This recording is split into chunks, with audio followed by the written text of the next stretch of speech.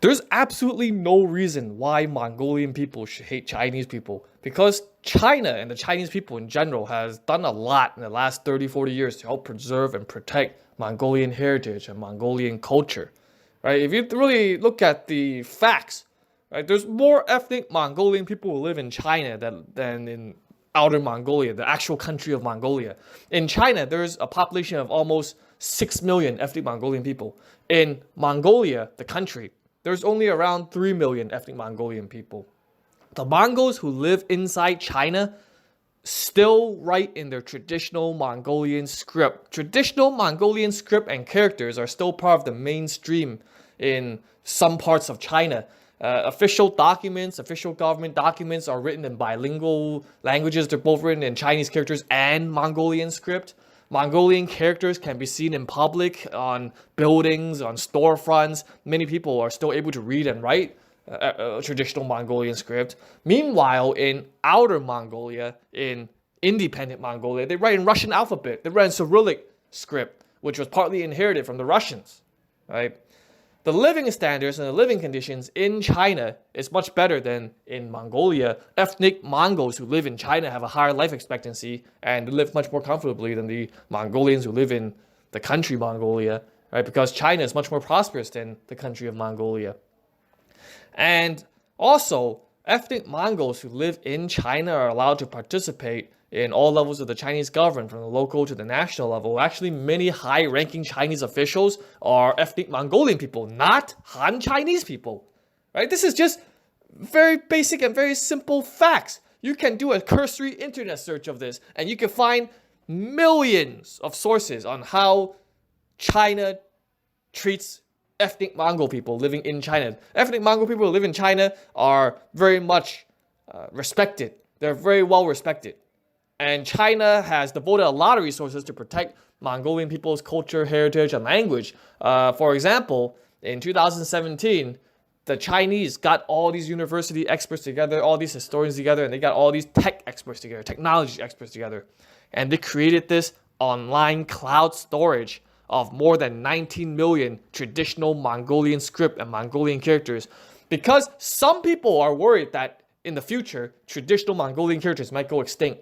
So all these Chinese historians and tech experts and researchers got together and they created this large, this massive, this huge online cloud storage system where they stored more than 19 million traditional Mongolian script characters, traditional Mongolian poems and literature from hundreds of years ago, right? They digitalized millions of Mongolian characters and traditional Mongolian works and texts and literature. In the country of Mongolia, they just simply don't have the capability to do something like that because the country of Mongolia is too poor, okay? They don't have the capability to protect their own heritage. But China is protecting Mongolian people's heritage and language and tradition. So this really begs the question, why are there Mongolian neo-Nazis beating up Chinese people in Mongolia? I don't get it. I really don't get it. China did so much for Mongols. They did so much for Mongols. I don't understand. Now, last week, on July 2nd, 2019, Wan E Xiang, the chairman of the Revolutionary Committee of the Chinese Kuomintang, or 中国革命党革命委员会, which is one of the 8 non-communist political parties of China, visited Hohot, Inner Mongolia, to attend a traditional Mongolian medicine conference. The purpose of this conference was to discuss the topic of how to promote traditional Mongolian medicine. This conference was attended by many medical experts and practitioners of traditional Mongolian medicine. Now, the problem right now is that Inner Mongolia and the Mongols who live inside China have a very rich culture, and they have a very rich system of traditional Mongolian medicine, which they have been practicing for maybe hundreds of years. But the problem is that the general public don't really know much about traditional Mongolian medicine, and as a result, this kind of limits the development of traditional Mongolian medicine.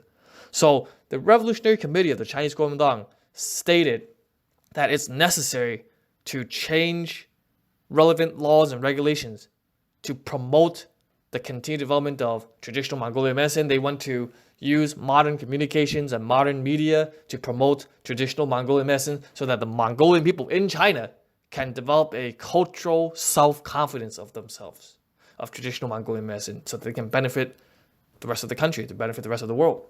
Right? Now, the Revolutionary Committee of the Chinese Kuomintang is not the ruling party of China. The Chinese Communist Party is the ruling party of China. But the Revolutionary Committee of the Chinese Kuomintang has the power to write work reports of the research, and they can submit these reports to the National People's Congress and to the Chinese Communist Party, and the Chinese Communist Party might take these reports and suggestions and communications into consideration.